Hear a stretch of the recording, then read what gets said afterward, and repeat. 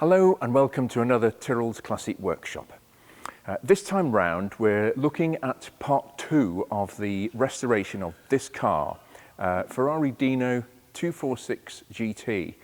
And this car is actually of very great sentimental value to me, and for that reason it's an absolute pleasure to do the job, because this car was one of the first customers when I first set up shop at Tyrrell Engineering in 1984. The owner of this car, a gentleman in Birkenhead, he had two Dinos actually, he had a GTS as well, and he started to patronise my business with these cars. And this car, so I've known this car for almost 40 years actually, incredible really. And the owner was the second owner of the car, so it was a remarkably original car. It started life in white, Bianco Polo Park in Ferrari speak, and he had had it resprayed into retail red at some time in the late 70s. He bought the car, I think, in 77, 78, something like that. And I ended up doing lots of work on this car over the years, but one of the, apart from the fact that he became sort of a friend as well as a customer, one of the things was the fact that this particular car, it was so absolutely amazingly original. And that can be a bit of a double-edged sword with an old Ferrari, because on the one hand, it means it's probably as rusty as anything on the face of the earth, because they knew how to rust. You could almost hear them fizzing as you were standing by them. But the other thing was, it meant that when Ryan came to do the bodywork and the paintwork, we actually had he had a template to work from, which was second to none, really, because it was all original, even if it was very rusted. So the car was stripped down to its bare shell, and it went off to Ryan at Cheshire Prestige Paintworks, our painter, and he has done the most magnificent job of restoring the chassis and the bodywork on this car. There's so many new panels on this car. It's actually had significant metal work. So fortunately, Ryan is here to join us. So I'm going to ask him to come into the frame, literally, now. Well, Ryan, here you are, larger than life itself. You okay? As if by magic, you suddenly appear in the video. Voila. Yes, exactly. And here it is. What a wonderful job you've done. I mean, it looks just fantastic. And yeah, I mean, talk us through what. Obviously, we got some extremely rusty bits here. Yeah, I mean, because it was so original, I know it was, when we got into it, it was rusty on the back of everything. But because it was original, we knew where to cut the original panels up to let the new ones in. It was everything bottom half, really. So the front bib's been changed. A lot of the closing panels inside the front section's been changed. New door skins, new sills, new inner sill sections, new lower rear quarters, all the metalwork around the rear arch that holds all the arches in place. Right. The lower rear bib section. The chassis rails themselves were quite good. There's a couple of cross members that hold the floor pan in that we've had to change. Yeah, but because it was original and not been messed around with too much, i.e. someone's not just tacked a wing on or tacked this on and tacked that on. Yes. A lot of filler was holding all the paint together, and once we got that apart, you can actually see It'd never been crashed. Yes. You know, it's a really original car that had just rotted inside out, really. Well, that's it. So, I mean, what a wonderful canvas for you to work from. Yeah. I mean, we've got some pretty interesting, some pretty ripe body panels here. Yeah. The front clip underneath the front valance there. Yeah. All these bits were made new. Yep. In Italy, especially. So on that side, there's a section round there we can have a look at in a minute. But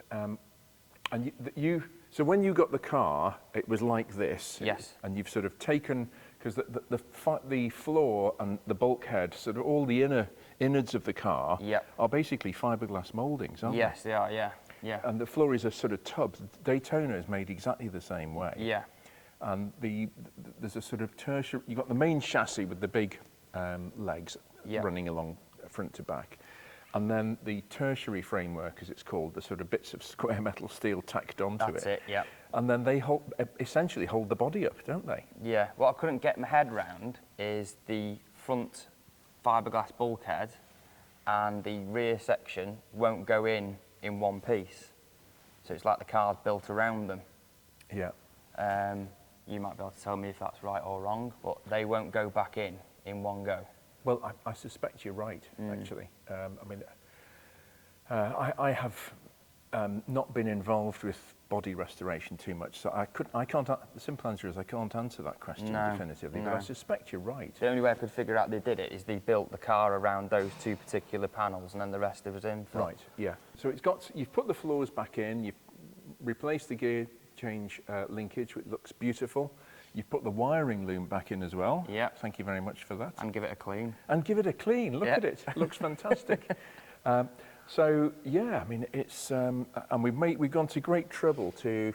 Fortunately, I've got lots of period photographs of Dinos. Yeah. And even some of the authoritative books on the mark, which are fantastic. Yeah. Even they don't get this quite right. No. This satin black. No. These, you know, begins and ends. Yeah.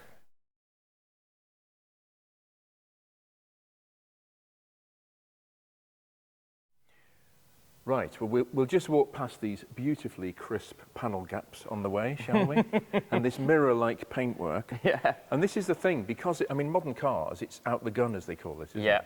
Yeah. They don't buff paintwork particularly. No. It's just as it comes. Yeah. And this is all hand rubbed. Yeah. And how many coats of lacquer do you reckon are on So we this? put 4 on. We use a 1500 wet and dry, 2000. Then we go on to a Trizac disc, 3000, 6000. Then polish it back up. It's 3 to 4 days to do that once painted. Right. So the 4 coats of lacquer is a lot, isn't it? Yeah. So there's still plenty on there. Oh yeah, but we're taking at least 1 off in that process. Sure, but So it's that's got why good- you end up with a finish like this. Yeah, exactly. Yeah. To get that glass mirror-like finish, that's what you need to do. Fantastic. Yeah.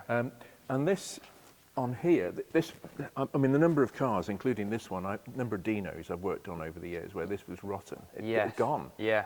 It's because we were discussing this earlier Well, on. all that section there, so we had to make him again because he rotted away, and all the dirt just travels straight up the back end of there and sits in this area here. Yes. So we made these like a mud deflection guard almost to stop the stones going up the back end and hitting the car and rotting it out, and that'll just take the dirt back down to the bottom level. Right.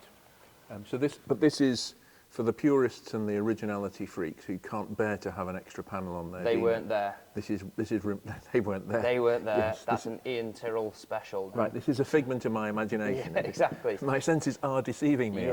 Yeah.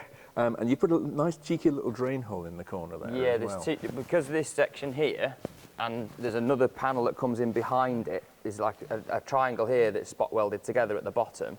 It's so narrow, so if there's a slight leakage around the boot or around the headlight, which they do over time, it creeps down into this bottom belly and just rots this out under here. Yes. So we put a little drain hole in the bottom, and that allows, and obviously put wax oil and paint in that section. Fantastic. That allows it through now. And obviously this looks just fabulous under here. And one of the wonderful things was that the chassis was so good, because the 308, the fiberglass 308 we did a while back was horrendous. Yeah. It was about to break its back. James had done a lot of work on that. It had. To us, yeah. But the chassis is also good on this, because on the Dinos, and on the 308s for that matter, and on the Daytonas, the inside is the fiberglass tray we were talking about. Yep. That covers the chassis over. Yep. And on the outside, these sills cover the chassis over. Yep. So, and then underneath that, there is a huge aluminium sheet, like a big closing panel. Yeah. Because at the moment, we'll do some camera work to cover this. It's all actually exposed, the ribs and things under there. Yeah. But that means you can see it. You can see what the chassis is like. Yeah, this was very good. But when the car is complete, you can't see the chassis None at of all. it, no, it's weird. And it takes a day and a half to put all them closing panels back in, and it's all gone. It's hidden. You don't realise once you put all those back in and the loom back in, you forget about all that metal work. Yeah. But I mean, this is. I'm delighted that we're working together, because you're just producing work like this. That's good. Thank you. Makes us look good. That's the idea. And this is all new door skins. New door skins. And if we can just walk round. Yep. This rather This is not part of the Marie Celeste. This is actually... That's the front lower bib section. That was under there. Yeah. If you can get an idea. The outside looked okay. Had quite heavy stone chip put on it at some point, which sort of held it together. And you definitely decided that was not reusable. I couldn't reuse this particular part, Ian. So we decided to get your friend in Italy to make us a new one. Yeah. Yeah. And all this, these little brake ducts here, the extra radiator infill. Yeah, we had to make all those little bits inside here that sit in here. We had to manufacture those again because they're not available. And we had to make them from scratch. Right. And moving right along. Yeah.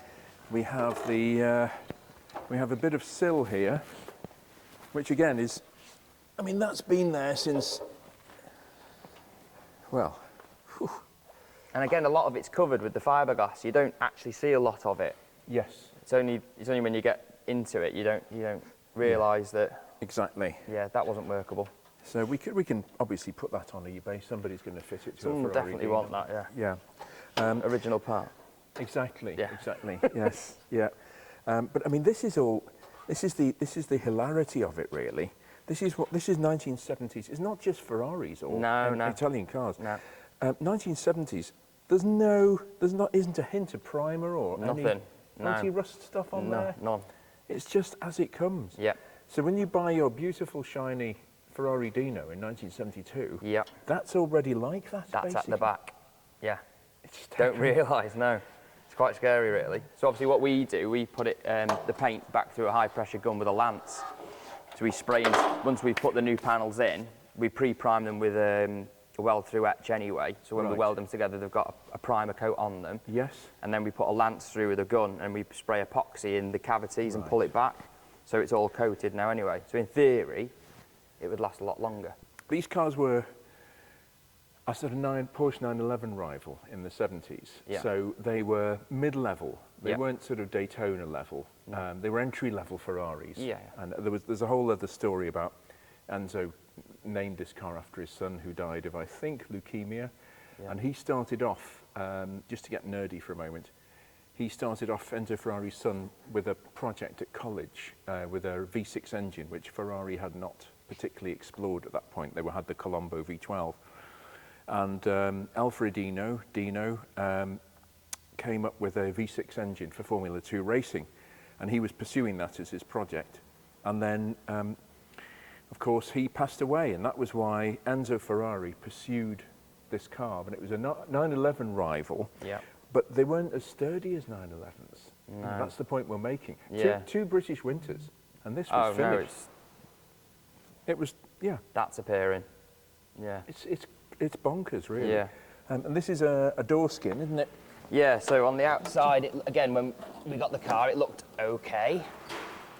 So from there, this bit was still intact. It had filler here, and it was all painted. It was all right. That's obviously been scratched from around our workshop. It looked okay. It was a painted red panel. It looks okay. And there's the original white paint, of course. There's the white, yep. And then, obviously, at some point, someone's done a big cut here, a very neat and tidy job, and then just welded a big load of tin on the outside. And then filled it and painted it. So these are the hidden things you don't know what you're getting involved with until you get things off the car. Right, yeah. So yeah, new door skin. Right. But we'll have to have a look back because we got plenty of photographs. I think you had to rebuild the bottom of the doors as well, didn't you? On the inside, yeah. Yeah, all the door bottoms had gone completely. All the section that holds the motor for the electric windows, all that section had gone. Yeah. But again, you know, the condition of all this, it's just stunning. It really is. Those had all gone and they're no longer available. That's that panel in reverse. This is off the other side, so you can see there, the whole bottom section had completely gone. Yes. All this is, I mean, that's Ferrari. That's just tacked, blown through there, tacked on there. That's as was. So that's that section in there, if you like. Right. Yeah. There is a. I mean, the one concession they did have to weatherproofing was closing panels on the front and back, which everywhere. were quite fashionable at the time. Yeah, yeah. It's just basically a piece of tin with some like door seal around the outside. Yeah, exactly. Yeah, That's supposed to keep all the weather out. That's it. Yeah. Which it. Lots of black sticky mastic everywhere. Yeah. And this is the corner that was rotted away. Yeah. Which again is a water trap. Yeah. Straight onto there. But Ryan, this is beautiful. It really is. We're going to have so much pleasure putting this back together again. We really are. We can show you if the camera can work its way around, can navigate its way around. Obviously, they're the fuel tanks. Ready to go in? Which we've had done. That is how they came, with this sort of stone chip, extreme stone chip finish on them. Yeah. Black on Dinos, beige on Daytonas, believe it or not. There you go. Yeah, so just move that. But these are the radiator hoses, which run right down the centre of the chassis. Yep. That is the original headlining. Yep. Which Craig is going to have to make a new one of that up, because it's... Yeah, we carefully took it out in case you needed to make a template. Well, we do, but... It's all red overspray on it from the cheap repaint it had at some point. Yeah. Yeah, I mean, it's... so, yeah, Craig will work his magic on that. So we can just have a look at a couple of other bits. The bumpers obviously can go away for rechroming now. Yeah. But here we've got all the suspension. And what we've actually done, because the owner of the car's got a significant birthday coming up soon. He has, yeah. So we're going to try our best to get this ready in super quick time. So what we've actually done is built sub-assemblies. All these suspension parts up as sub-assemblies, ready to be fitted back on the car.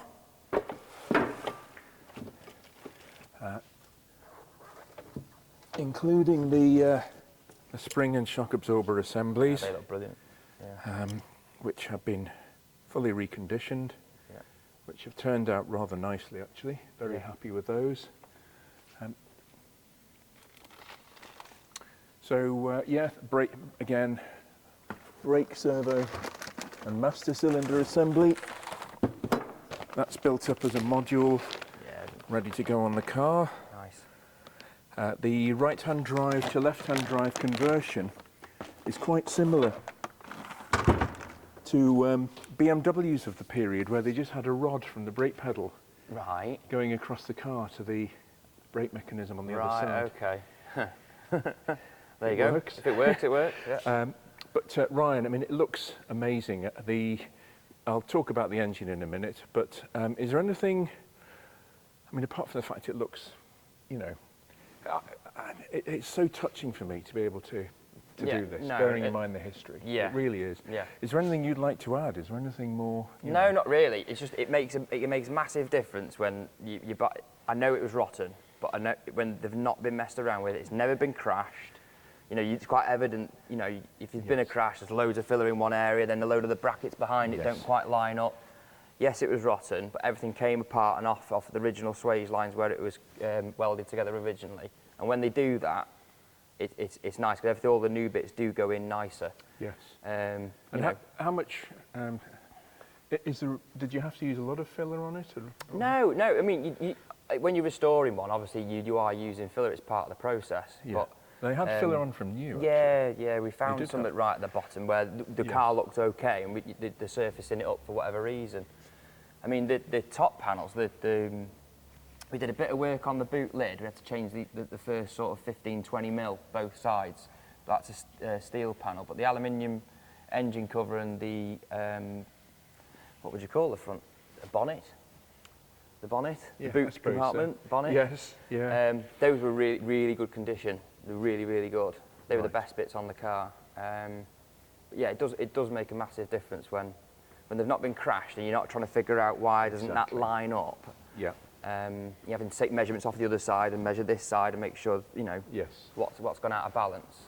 But of course, the other thing is they are handmade. You can't take a door off this and put it on another Dino. No. It just will not fit. Nothing will line up. No. They are handmade cars. The panels are pressed. Yep. But the body is still handmade. Yeah. Well, we couldn't possibly do a segment without looking at the engine either. This beautiful jewel of an engine. It's a 65-degree 4-cam V6, and it is actually very closely related to the F2 engines of the 1950s. It's not quite a copy and paste, but it's not far off it. 4-cam, and the included angle of the engine is 65 degrees. Normally V6s are happy at 60 degrees because they work in sixth of or a third of a crankshaft revolution, but this was 65, and I think the reason for that, and I'd be interested to know other people's opinions or expertise, the carburetors, which are here, these lovely triple choke Webers, live like that in the middle. I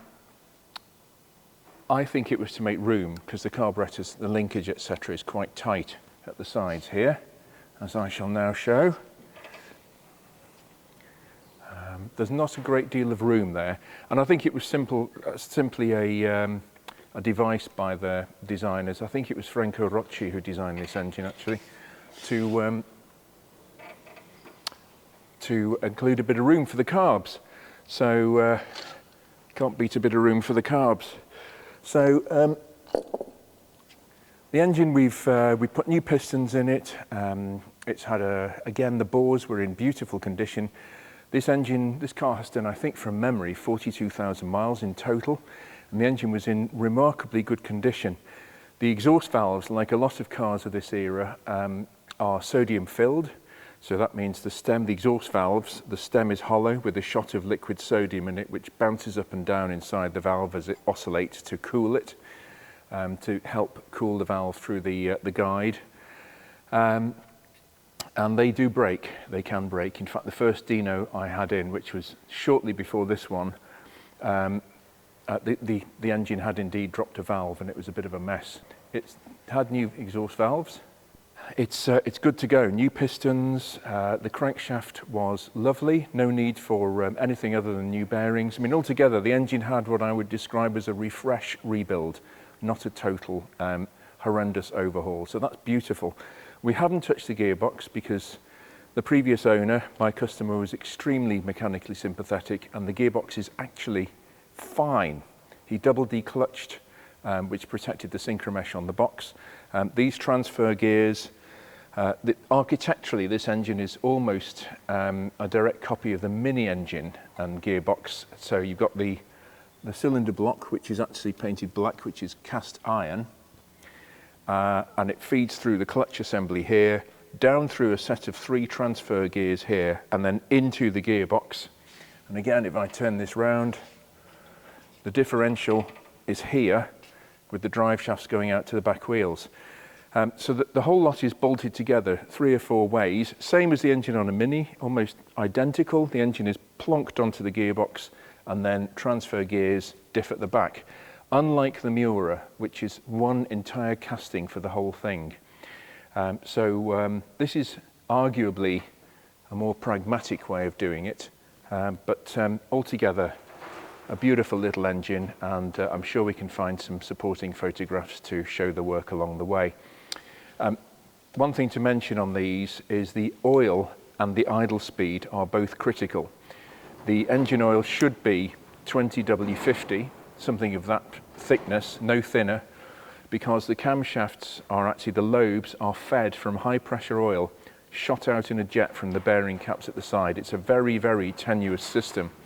And if the oil's too thin and or it's idling too slowly, you won't have enough oil feed and enough oil pressure to lubricate the cams, which kills the camshafts. And that used to be a very, very common problem on Dinos. People started them from cold. They were idling at 500 RPM while the owner was closing their garage door or fetching their jacket or whatever, and it killed the camshafts because they had to work extra hard because of the slow speed to open the valves, and there was no oil being fed to them as well. So if you do have a Dino or a Daytona, if you're in the fortunate position to do so, make sure you warm it up at 1500 to 2000 RPM with the correct oil. Very important. Okay, well, that concludes another Tyrrell's Classic Workshop video. Hope you've enjoyed it. Thanks to Ryan for coming over to give us a tour of how he did the beautiful job he did. And please remember to like and subscribe, and we'll be back with something else very soon.